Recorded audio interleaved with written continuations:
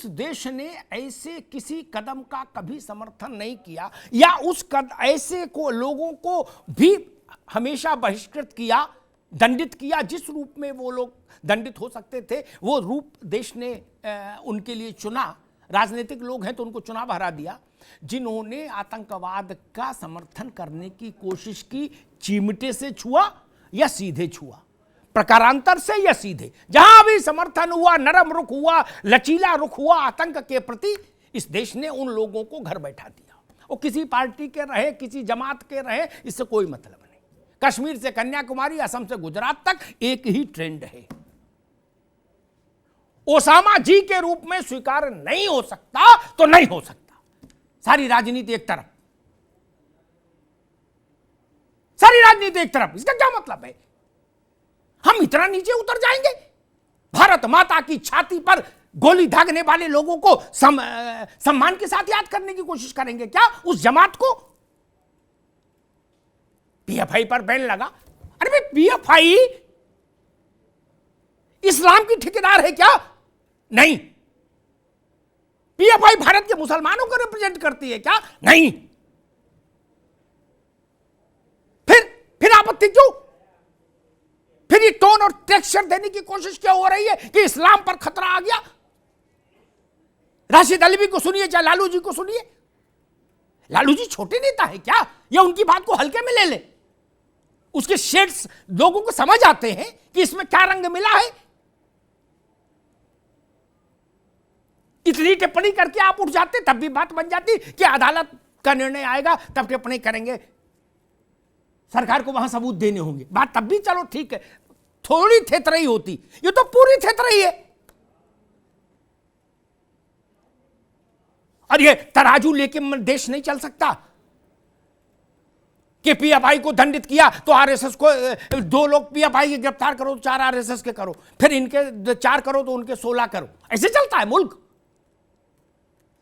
जो अपराध करेगा जेल में जाएगा, दंडित होगा। अदालत है ना। राजनीतिक दल ऐसी लाइन लेने के लिए क्यों उतावले हो जाते हैं? और चाहे आप कितनी भी बहस करिए, रात दिन बहस करते रहिए, लेकिन मैं देश के मन की तरफ से बात कहता हूं। पाकिस्तान की टोन से टोन मिलेगी जिसकी, वो इस देश में बहिष्कृत हो जाएगा, किसी रूप में हो। इस देश को वो स्वीकार्य ही नहीं। देखिए क्या स्थिति बन गई, देख रहे हैं ना क्या स्थिति बन गई। सोचना पड़ेगा। देश वो रास्ता नहीं जानना चाहता दोबारा। इस देश ने बहुत 7 दशकों में बहुत पीड़ा झेली है, बहुत कष्ट झेला है। आतंक के खिलाफ निर्णायक प्रहार होना चाहिए। भारत माता की तरफ जो आंख उठाकर देखे, वो आंख निकाल ली जानी चाहिए।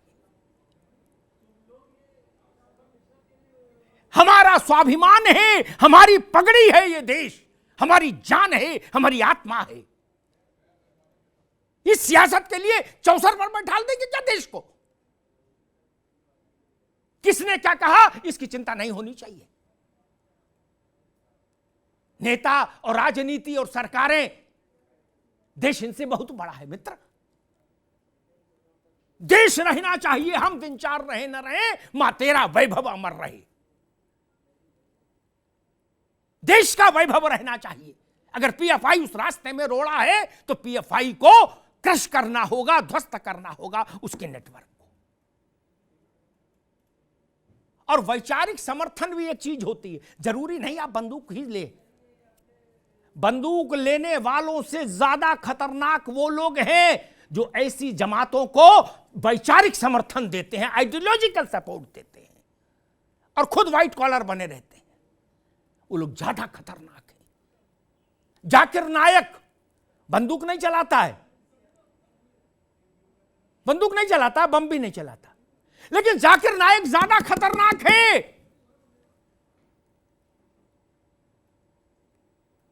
वो बंदूक चलाने और बम बनाने वालों की मानसिक प्रेरणा का स्रोत हो जाता है। वो ज्यादा खतरनाक हो जाता है। और पूछिए तो कहेंगे जी नहीं, हम तो ओरिएटर हैं, वक्ता हैं, सत्संग करते हैं, सत्संग नहीं है। इसलिए लाइन सीधी खींचनी चाहिए। देश के खिलाफ काम करने वाला कोई संगठन, कोई जमात, कोई तंजीम, कोई दफ्तर नहीं चलना चाहिए। सरकार भाजपा की रहे, चाहे कांग्रेस की रहे और चाहे किसी की रहे। इससे क्या मतलब है? देश है तो आप सब हैं, हम सब हैं। गजवाए हिंद क्या है? क्या तमाशा है? और कौन गजवाए हिंद लागू कर देगा माई का लाल? दूध में नींबू डालने की कोशिश मत करिए। दूध को दूध रहने दीजिए। 2047 तक ऐसा कर देंगे। क्या कर देंगे?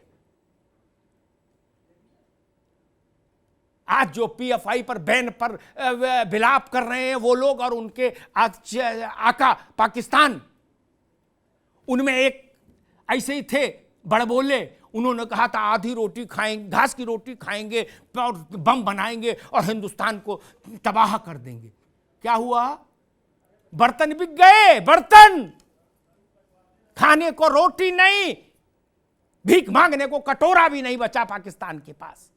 वो हिंदुस्तान को तबाह करने आए थे, भीख मांगने को कटोरा नहीं बचा। जूता चल रहा है पूरे देश में। वो कह रहे पीएफआई पर बैन गलत है। अच्छा जी, आपसे पूछ के लगाएंगे? पाकिस्तान से मतलब क्या? आप अपने घर तो देख लो भाई। 2 टाइम की रोटी नहीं दे पा रहे जनता को, एनआरकी फैली हुई है, और पाकिस्तान की टिप्पणियों से प्रेरणा लेंगे यहां के लोग? नहीं।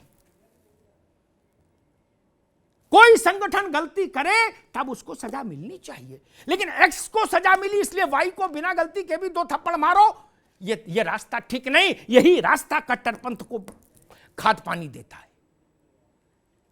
छोटे भैया लोग बोले बात समझ में आती, बड़े लोग बोल रहे जिन्होंने देश चलाया है, देश के बड़े बड़े विभाग चलाए, वो लोग कह रहे कि जी अगर पीएफआई पे लगाया तो संघ पर भी लगाओ। संघ की विवेचना अलग होनी चाहिए, पीएफआई की अलग होनी चाहिए, तीसरी संस्था की अलग होनी चाहिए। ये क्या तमाशा है?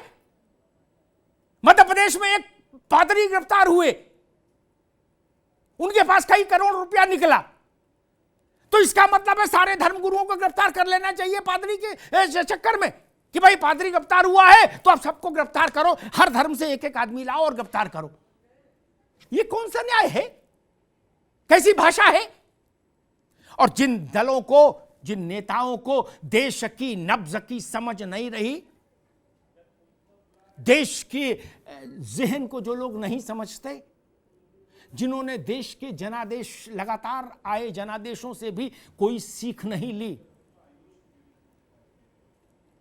उनको ये सोचना चाहिए कि ये देश अब आत्मसम्मान और आत्मस्वाभिमान से भरा हुआ देश है। ये चल नहीं सकता। अब हमको शर्मा के शहादत पर, बाटला हाउस में जिनकी शहादत हुई थी, एमएम शर्मा, उस शहादत पर गर्व है। हम रात भर रोने वालों के साथ नहीं खड़े हो सकते जो ये कहे कि बाटला हाउस में जो काम हुआ उस पर हम रात भर रोए। हमारे नेता, उनके साथ ये मुल्क कैसे खड़ा होगा? आप जवान की शहादत का सम्मान करना तो सीखिए। कश्मीर में जिन लोगों ने प्राण दिए भारत माता की एकता के लिए, हमारा सिर उनके लिए झुकता है, किसी ओसामा जी के लिए नहीं झुक सकता।